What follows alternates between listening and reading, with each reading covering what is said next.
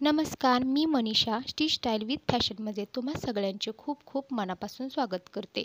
आज आपण चौथी छातीसाठी ब्लाऊजचे पेपर कटिंग खूप सोप्या पद्धतीने बघणार आहोत.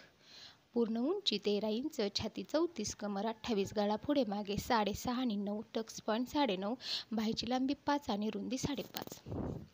सुरुवातीला एक पेपरवर आपण एक रेष आखून घेऊया. पूर्ण उंची 13 इंच आहे, त्यामध्ये 1 इंच मिसळून 14 इंचवर एक टिक मार्क करून घेऊया.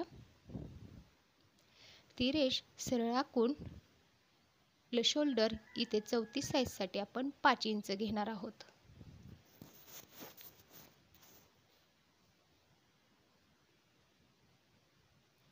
खालील बाजूलाही 5 इंच घ्यायचं. मुंडा इथे आपण 5.5 घेणार आहोत. चेस्ट 34 इंच आहे, त्याचा चौथा भाग 8.5 इंच येतो आणि त्यापुढे 1.5 इंच मार्जिन. कमर इथे 28 इंच आहे, त्याचा चौथा भाग 7 इंच, 1 इंच एक्स्ट्रा आणि 1.5 इंच मार्जिन. आपण पाठीमागच्या गळ्याचं कटिंग करतो. आता मुंड्याला आकार देण्यासाठी मार्जिन ते मुंडा याचं निम्म करून घ्यायचं.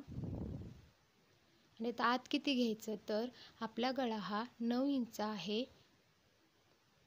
म्हणजे डीप गळा आहे म्हणून 1 इंच आत घ्यायचं. ती रेष तिरपी मारून आत अर्धा इंच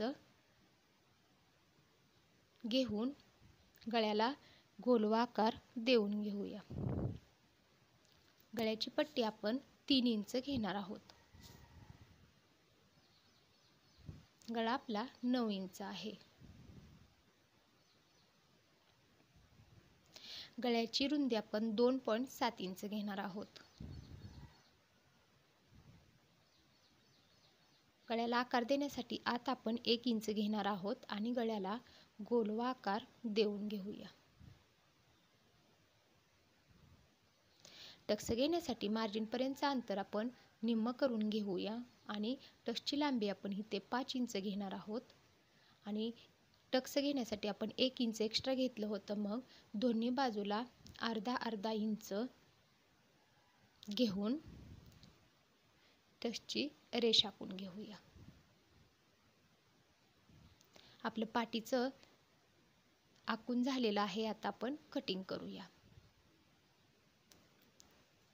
इथे मी पाठीमागच्या भागाचंही कटिंग अगदी सोप्या रीतीने करून सांगितलं आहे. जरी तुम्हाला काही अडचण आली तरी मला तुम्ही कमेंट करून विचारू शकता. त्यातही मी अजून सोपं करून सांगण्याचा प्रयत्न करेन.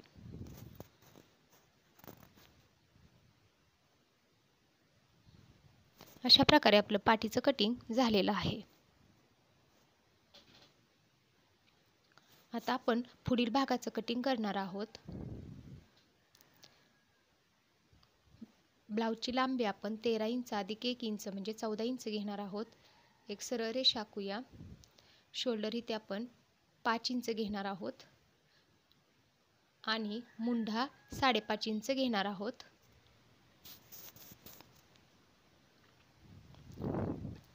छातीचा इथे आपण चौथा भाग घेणार आहोत. छाती आपली 34 इंच आहे, त्याचा चौथा भाग 8.5 इंच येतो.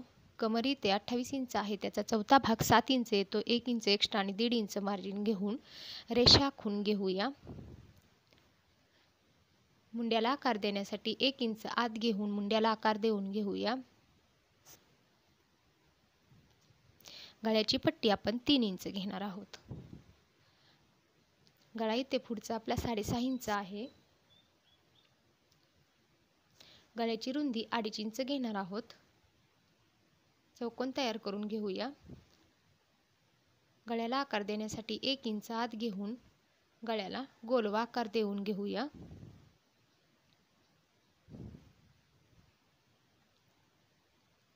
इथे टक्स पॉईंट 9.5 इंच आहे, त्यामध्ये 1 इंच घेऊन असा टक्स पॉईंट 10 इंच घेऊया. योकपट्टीसाठी आपण 2.5 इंच वर पुढे मागे घेऊया आणि ती रेष आखून घेऊया. आता AB अंतर हे आपलं 34 चेस्टसाठी 2.5 इंच येत आहे. मग AB अंतर हे आपण 2.5 इंच घेऊया.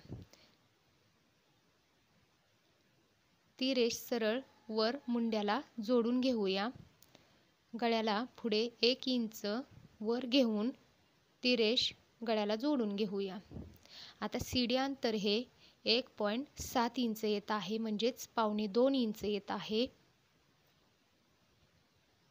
मग CD हे अंतर पावणे 2 इंच घेऊया आणि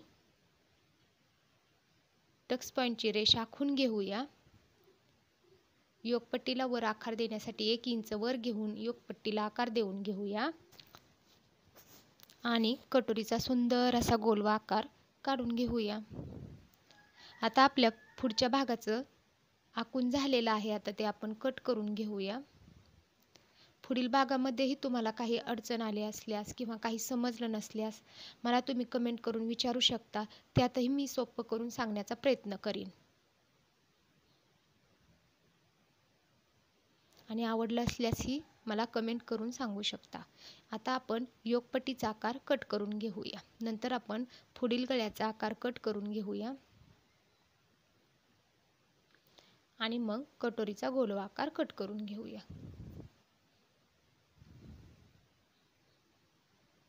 त्याला आपण आता नंबर देऊया. 1, कटोरीला 2 आणि योगपट्टीला 3. आता 3 आणि 1 नंबरमध्ये काहीही वाढवायचं नाही. कटोरी आपल्याला आता वाढवायची आहे. त्यासाठी एक पेपर घेऊया आणि कटोरी मधोमध ठेवून आहे तसा आकार काढून घेऊया कटोरीचा.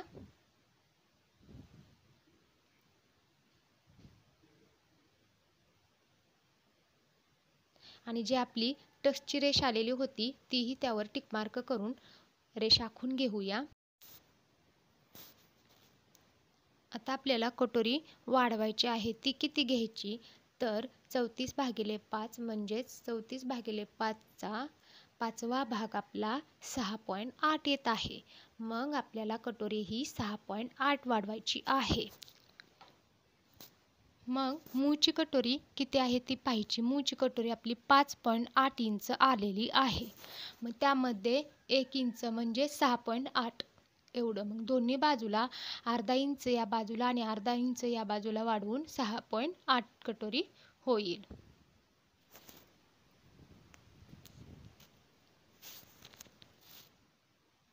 नंतर ही पाहून घ्यायचं अंतर 6.8 आहे का बरोबर. आणि आपली मूळची कटोरी घेऊन जिथे आपण टिक मार्क करून घेतला आहे तिथे कटोरी पुढे सरकवून वाढवून घ्यायची. आकार काढून घ्यायचा व्यवस्थित आणि टक्स पॉईंटची ही टिक मार्क करून घ्यायची. पुढील बाजूला ही कटोरी त्याच पद्धतीने वाढवून घ्यायची आणि टिक मार्क करून घ्यायचा टक्स पॉईंटलाही. मग ही टक्स पॉईंटची रेष आखून घेऊया. ही रेष 6.8 आली का ते पाहायचं आणि त्या अंतराचं निम्म करून घ्यायचं. निम्म करून घेतल्यानंतर जिथे टिक मार्क केलेला आहे मध्यभाग ती रेष सरळ आखून मूळची कटोरीपासून 1 इंच खाली वाढवून घ्यायचं. नंतर हा मध्य बरोबर आहे का नाही ते दोन्ही बाजू मोजून पाहायच्या की बरोबर आहेत का नाहीत. नसल्यास ज्या बाजूला कमी किंवा जास्त येत आहे ती व्यवस्थित करून आखून घेऊया. इथे दोन्ही बाजू आता बरोबर आलेल्या आहेत. नाहीतर मग टक्स एका बाजूला सरकला जातो. आता मूळची कटोरी आपली 5.8 आहे. मग आपल्याला 1 इंच वजा करायचंय त्या कटोरी, म्हणजे आपली कटोरी ही 4.8 ची तयार होईल.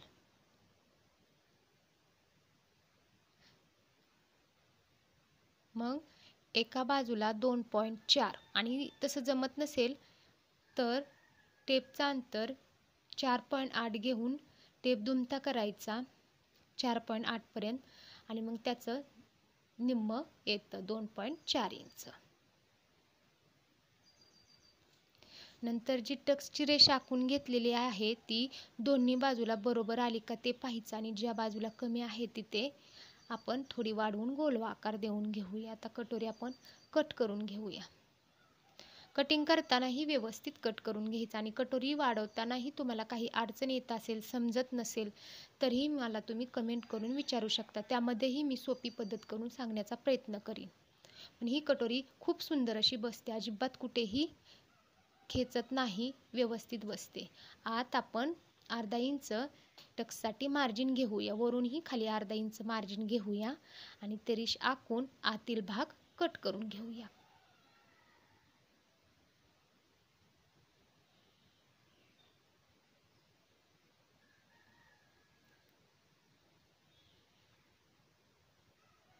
आता आपण बाहीचं कटिंग बघणार आहोत. त्यासाठी मी कागद फोल्ड करून घेतलेला आहे, दुमडून घेतलेला आहे. आपण एक रेष आखून घेऊया अर्धा इंच. इथे 1-1.5 इंच आखून घेऊ शकता, आपल्याला जेवढं दुमडायचं आहे तेवढं. आता बाहीची लांबी आपली 5 इंच आहे, त्यामध्ये अर्धा इंच मिसळून 5.5 वर टिक मार्क करून घेऊया आणि ती रेष सरळ आखून घेऊया. आपल्याला बाहीला उतार देण्यासाठी आपण 2.5 इंच घेणार आहोत आणि ती रेष आखून घेऊया. आता आपल्याला बाहीची रुंदी घ्यायची आहे. ती कशी घ्यायची तर 34/5 म्हणजेच 6.8, म्हणजे जेवढी आपण कटोरी घेतली होती तेवढीच बाहीची रुंदी ही आपल्याला घ्यायची आहे. म्हणजेच बाही 6.8 घेऊया. पुढे 1.5 इंच मार्जिन, ही ते तुम्ही 2 इंचही घेऊ शकता आणि बॉटम आपला 5.5 म्हणजे 5.5 इंच आहे आणि त्या रेषा आखून घेऊया. मग 6.8च्या निम्म करून घेऊया 3.4 आणि ती रेष सरळ वर जोडून घेऊया. बाहीला आपल्याला बाहीला आकार द्यायचा आहे, त्यासाठी अर्धा इंच वर टिक मार्क करून घेऊया 2 आणि बाहीला आकार देऊन घेऊया. आता बाही आपण आकारानुसार व्यवस्थित कट करून घेऊया. बाहीमध्येही तुम्हाला काही अडचण असल्यास मला तुम्ही कमेंट करून विचारू शकता, त्यातही मी सोपं करून सांगण्याचा प्रयत्न करीन. जिथे मार्जिन घेतलेलं आहे तिथे आपण छाट मारून घेऊया, मध्यभागीही छाट मारूया आणि पुढील भागाचंही कटिंग करूया. हे कटिंग करताना जास्त करायचं नाही, नाहीतर बाही वर सरकते, खेचली जाते. आता आपल्याला पिसावर जेव्हा आपण बाही कटिंग करणार आहोत त्यामध्ये खाली किंवा वरच्या बाजूला कुठल्याही प्रकारचं मार्जिन घ्यायचं नाही. आपण हे मार्जिन घेतलेलं आहे, कुठेही मार्जिन घ्यायचं नाही, आहे तसं कटिंग करून घ्यायचं. आता पाठीचा भागाचं कटिंग करताना ही ब्लाउजवर कुठल्याही प्रकारचं म्हणजे वाढवून घ्यायचं नाही, आहे त्याप्रमाणे आपण कटिंग करून घेणार आहोत. आपण ते सगळं पूर्ण टक्ससाठी मार्जिनसाठी वाढवून घेतलेलं आहे आणि गळपट्टी सुद्धा आपण 3 इंच वाढवून घेतलेली आहे.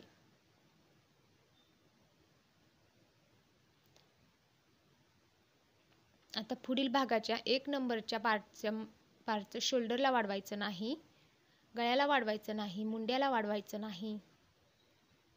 फक्त योकपट्टी जिथे जोडणार आहोत तिथे अर्धा इंच आणि कटोरी जिथे जोडणार आहोत तिथे अर्धा इंच वाढवायचं, बाकी कुठेही वाढवायचं नाही. तर कटोरी कट करताना आपल्याला पिसावर ठेवताना ती कटोरी तिरपी ठेवून पिसाचा भाग ही तिरकसच घ्यायचा आणि जिथे आपण कटोरी जोडणार आहोत तिथे अर्धा इंच, योकपट्टी जोडणार आहोत तिथे अर्धा इंच, टक्सला मात्र आपण मार्जिन घेतलेलं होतं आणि हुकपट्टी जोडणार आहोत तिथे अर्धा इंच, अशा प्रकारे वाढवून घ्यायचं. आता योकपट्टी आपल्याला पिसावर कट करण्यासाठी आपण वरील बाजूला वाढवणार नाही, पुढे आणि मागे वाढवणार नाही, फक्त खालील बाजूला अर्धा इंच वाढवणार आहोत. अशा प्रकारे आपलं 34 इंच छातीचं म्हणजे चेस्टचं कटिंग सोप्या पद्धतीने झालेलं आहे. आवडलं असल्यास नक्की मला कमेंट करून कळवा आणि पुढील व्हिडिओमध्ये मी अजूनही सोपं सांगण्याचा प्रयत्न करीन. आवडलं असल्यास आपल्या चॅनलला सबस्क्राईब, लाईक आणि शेअर जरूर करा. धन्यवाद.